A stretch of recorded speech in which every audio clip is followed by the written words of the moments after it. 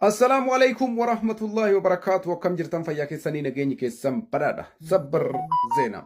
Jalqaba irratti muummee ministeeraa Dr. Abiyyiin Ahmad haasaa gidduu kana taasisanii yaadattanii xilaata kennaaf qophaa'aa jirra. Xilaata kenna akka hin jiran rifeensa mataa keessa harca'utti harcaafna jedhee haasaa san dubbatee ture. Isa kanaan wal qabatee guyyaa har'aa odeessi bahaa jiru akkaan ajaa'ibsiisaadha. Akkuma beekamu afuu gubaayii Itoophiyaa kan ture Taggasaa Caafoo nama jedhamu ni beektanii.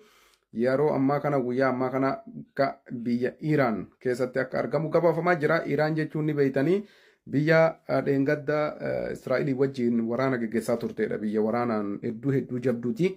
Isa kanaan wal qabatee iddoolee meeshaalee waraanaa garaagaraa daawwachaa jiraachuun dhagahame. Kanaaf jechuun qophiin Itoophiyaa godhaa jirtuu fi muummichi ministeeraa godhaa jiru tokkofa irratti qaxqaacaan kaamee jira jechuudha. Qophiin godhamaa jiru ajaa'ibatti akkuma jedhametti itti deemaa jira.